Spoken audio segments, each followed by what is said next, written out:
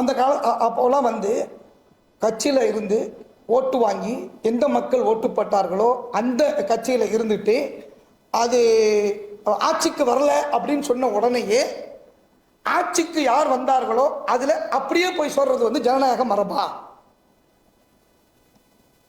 ஜனநாயக மாண்பான்னு கேட்கிறான்.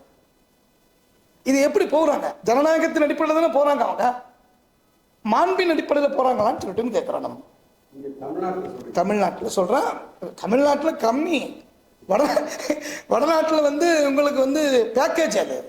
இது வந்து சும்மா அப்படி எப்படி போறது, அது பேக்கேஜாக என்ன செஞ்சுக்கிறது, அந்த மாண்பை வந்து இல்லாமல் செய்து விடுகின்ற விஷயங்கள் கூட என்ன செய்து இருக்குது. அது மட்டும் அல்ல, அது மதம் சார்ந்த விஷயங்கள் இருக்குல்ல, நீங்க பார்க்கலாம்.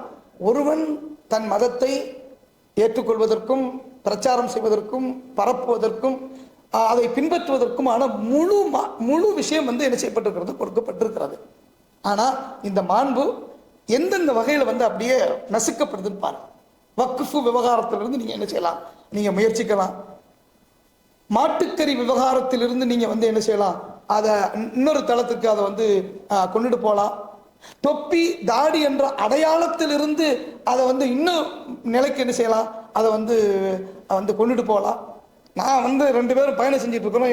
இவர் இந்து, நான் முஸ்லீம், நான் இந்து, இவர் முஸ்லீம் அப்படின்ற பயணம் செஞ்சுட்டு இருக்க போகும்பொழுது, அதாவது எந்திரிக்க போகும் பொழுது பேக் வந்து கீழே விழுந்துருச்சு, இவர் மேலே பட்டுருச்சு. பட்ட உடனே என்னோட சண்டை போடுறாருன்னு வச்சுக்கிறீங்களேன். இந்த சண்டைக்கு என்னால் பழி வாங்குறதுக்கு என்ன தெரியுமா, இல்லைப்பா தெரியாமல் நடந்துருச்சுப்பா, போயிட்டு போப்பா, அப்படி இல்லை. அது அல்லது கொஞ்சம் சண்டை போட்டு பேசிட்டு சரின்னு உட்கார்றது இல்லை. டக்குன்னு என்ன பண்ணுறேன்னு சொல்லிச்சுன்னா, முஸ்லீமாக இருக்கிறதுனால ஈஸியாக போயிடுச்சு.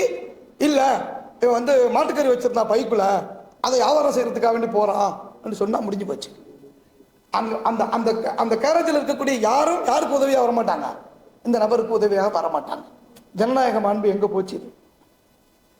இது என்ன அநியாயம் இது? அது மாதிரி நடந்திருக்கா இல்லையா? தமிழ்நாட்டில் பாதுகாக்கப்படுது. அது நம்மளுடைய உறவுகள் வந்து அந்த மாதிரி பின்னி பிணைந்து இருக்கிறது. அந்த காலத்துல இருந்து மாமானும் மச்சானும், அவங்க வீட்டில் நான் சோறதிங்க, எங்கள் வீட்டில் அவன் சோறதிங்க, என் தங்கச்சி கல்யாணத்துக்கு அவன் பந்தி வைக்க, அவன் தங்கச்சி கல்யாணத்துக்கு நான் போய் பந்தி வைக்க உண்டான ஒரு நிலை இருக்குது. இருந்தாலும் அதுவும் மாற்றப்பட்டு வருகின்ற ஒரு சூழல் இருக்கிறது. நாங்கள்லாம் உட்கார்ந்து எந்திரிச்சு நின்று அதுக்கு எதிராக இது இணக்கத்தை ஏற்படுத்துவதற்குனால பல வேலைகள் நம்ம என்ன செஞ்சுட்டு இருக்கிறோம். இந்த மாதிரியான மாண்புகள் வந்து என்ன செய்யப்பட்டிருக்கு. பள்ளி வாசல் என்ன செஞ்சுட்டு எங்களுக்குள்ள இருக்கு, அதுவும் அனுமதி இல்லாம கட்டப்பட்டது தான், இதுவும் அனுமதி இல்லாம கட்டப்பட்டது தான். இதை இடிச்சு விட்டு அதை பெருசாக்கணும். என்ன அநியாயம் இது? இங்க மஸ்ஜித் இருக்கு சார், இங்க கோயில் இருக்கு, இதுவும் அனுமதி இல்லை கட்டப்பட்டதுக்கு, இதுவும் அனுமதி இல்லை கட்டப்பட்டதுக்கு. ரெண்டுமே ஒரே காலத்துல கட்டப்பட்டது. அந்த காலகட்டத்தில் ஒன்னா இருக்க போகும்பொழுது என்னாச்சு, இதை இடிக்கிறாங்க.